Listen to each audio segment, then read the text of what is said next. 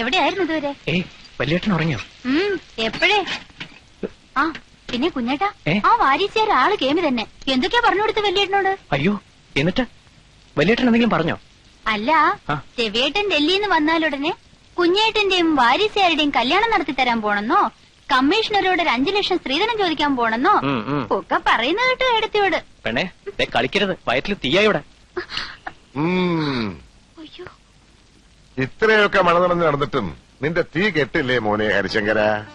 ഏട്ടാ, ഇന്നാ തല തോർത്ത്. ഈയിടെ ഇത്തിരി കൂടുന്നുണ്ട് നിന്റെ ചുറ്റി സഞ്ചാരം. സൂക്ഷിച്ചു മതി ശകാരം. ഇനി ഇതിന്റെ പേരിൽ ഇവനെങ്ങാനും ചെന്ന് കമ്മീഷണർ സാറോട് പരാതി പറഞ്ഞാൽ അങ്ങേർക്ക് തള്ളാൻ പറ്റില്ല. എനിക്ക് സസ്പെൻഷനിലേക്ക് വീട്ടിൽ വരും. എവിടെയായിരുന്നാ ഈ പാതിരാവരെ? ഏട്ടാ, ഞാൻ കമ്പൈൻ സ്റ്റഡീസ് കഴിഞ്ഞിട്ട് പിന്നെ അതിന് ആ കുട്ടി ഡിഗ്രി ഫസ്റ്റ് ഇയർ ആണെന്നല്ലേ സുധ പറഞ്ഞത്. ഇനി മുതൽ എന്റെ കുഞ്ഞിങ്ങനെ വെയിലും മഴയും കൊണ്ട് അലഞ്ഞു നടന്ന് പഠിക്കണ്ട കേട്ടോ. നീ കുറച്ച് രാസാദി പൊടിയെടുത്ത് ഇവനെ നിറകേറിട്ടൊന്ന് തിരുമ്മിക്കൊടു. പനി പിടിക്കാതിരിക്കട്ടെ.